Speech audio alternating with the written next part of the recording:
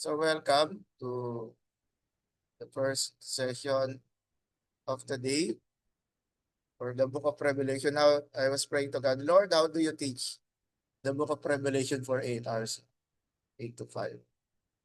But able to do this.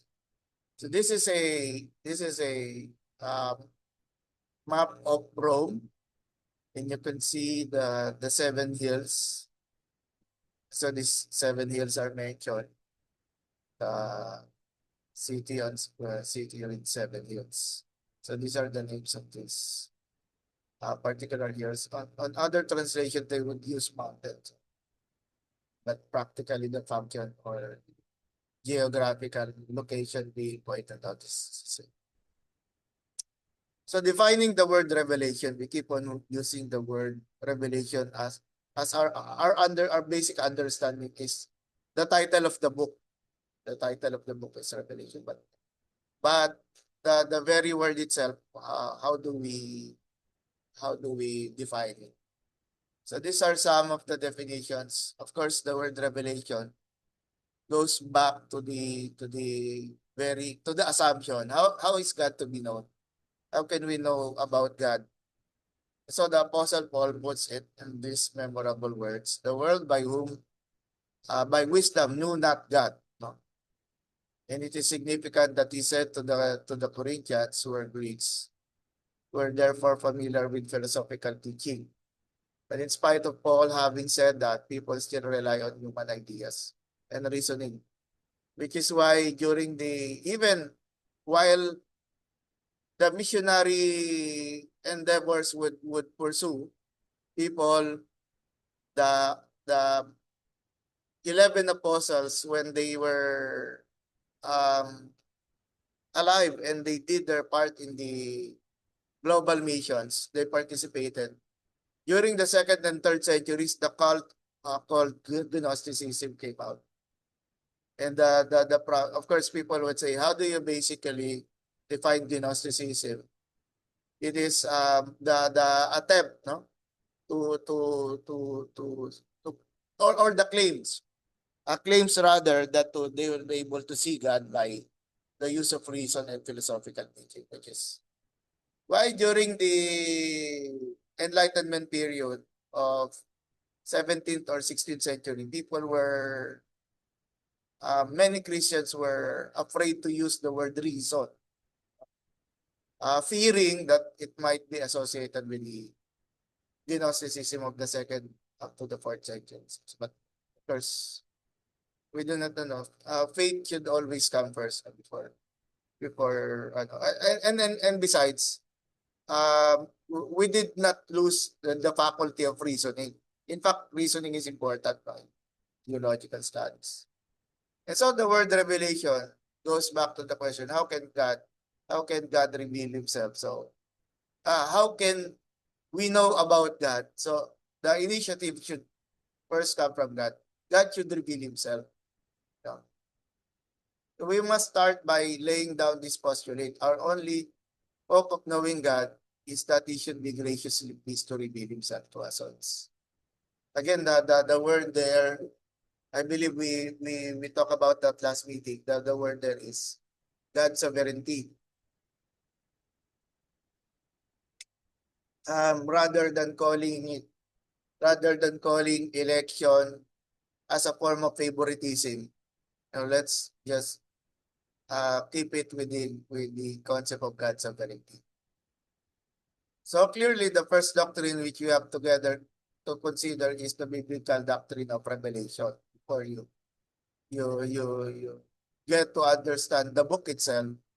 You know the definition and discern how it is applicable. Discern how it is applicable to the manifestations, no, that or we should say uh the visions that was entrusted to the Apostle John, which he wrote down uh, in many instances in the book of Revelation. So I am dependent upon God revealing himself. The question is, has he done so? So the answer is yes, and that is to say the affirmative for the people of faith. No? Again, I'm haphazard to use the word Christian kasi Christian can be understood as a form of religion na if you're not Muslim, then you're Christian. But that's not the point. If you have faith, then faith makes you a Christian. So meaning God is revealing himself to you or revealing himself to us as experienced by the Apostle John. So this is a definition, a technical definition from Thomas Guarino from the Foundations of Systematic Thought. Christian tradition has generally understood revelation to be both in its fundamental linguistic and philosophical sense, as well as in the sense of developed both historically and theologically. So history is important when we talk about revelation because you need a precedence. No? You need to have a milestones to look back. And so it is God's unveiledness, His free, gratuitous self-manifestation to us. While it's certainly true that the manifestation is always filtered, meaning what is handed to us is in our modern terms, no, dumaan na sa sensors, no. It has already been censored or there is this selective ano no selective memory or selective reporting of history, and that is whether we like it or not, it can be ideologically motivated or the author was adhering to a certain theme that may exclude. Ganun naman talaga ang history reporting. You cannot report everything. You have to be selective on what you write down. And practically it's because of the limit of paper and ink that is available to you. So kung wala ka ng papel, wala ka nang susulat. So you'd be very careful no what you write down, what you put into information and what's not. And that also applies for oral traditions. No, you could really not memorize everything. And when it is passed over to another person, nagiging abridged na siya or sometimes no, not only edited but sometimes some terms are added into the mix. No? Still, with Gerald Collins, no, it means to reveal, to mean or to disclose, to divulge. Yan, medyo mas nagiget na natin yung how it functionally, no, it applies to the visions and the so-called revelations that that were received by the Apostle John, made known something previously hidden to the general public, often something that is both mysterious and important. And that without the revelation would otherwise have remained unknown. And that goes back to the beginning of or the beginning of the book of Revelation, which tells us that we should not hide the contents no, of this book. We should talk about it. We should reveal it. No, we should pass it over to other people as part of what we call gospel proclamation. The meaning is suggested by the Latin revelare. No? And I was reminded, oh nga no, the word revelation comes from yung velum. Velum kasi is yung similar do sa parchments natin that we use for drafting. Velare, velare kasi is it could come from the skin of sheep or cows that was stretched for many days until it's totally dried up, and then they could use it as sheets of paper, no? So imagine mo yung one cow that was yung yung kanyang hide stretched for many weeks, and then they would be cutting it, and that's their form of paper. That's of course another form of paper. The earlier one is the papyrus, no? But that the vellum comes from the yung yung hides of animals. But of course, just to digress no about the use of the word vellum in Revelation, no, which has also something to do with writing, and that was the command, no? That was the command to the angel slash the messenger to the different churches. You write down. So writing is, so it's not just talking, preaching. Writing is also important in the book of Revelation. And still, this is from Daniel Migliore. I hope I pronounce it right now. His name right. Revelation literally means an unveiling, uncovering, or disclosure of something previously hidden. The word is used, of course, in many different contexts. And the context that we're using here is the visions that the Apostle John received during the end of the first century, or we should say the beginning of the second.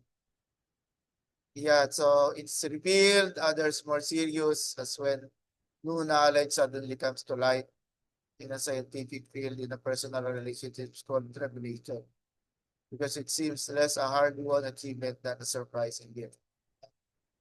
So taken from the page Seeking Understanding, page 45. And Martin Lloyd Jones, Revelation is the act by which God communicates to human beings the truth concerning himself. Interesting kasi this is not just about the Apostle God. This includes includes us. No? We are now included in the sabihin natin, conversation. That people would say that the book of Revelation is ancient writing. So an ancient piece of literature. But when there is a contact between a person of faith and the Holy Spirit, so Revelation 3, sabihin natin in an active manner.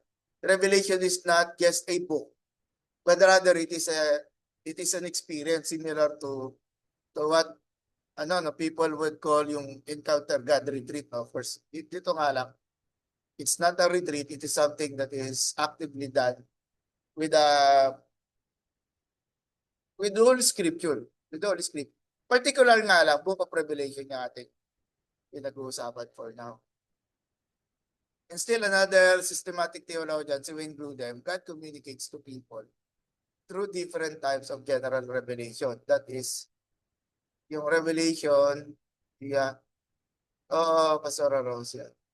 Nice to see you again. Yun. Hindi. Nalulungkot nga ako dahil kaunti tao eh. Si Pastor Jen. Kanina sabi ko, ito lang, paano tayo magpipizza kung magpipizza tayo ng, no?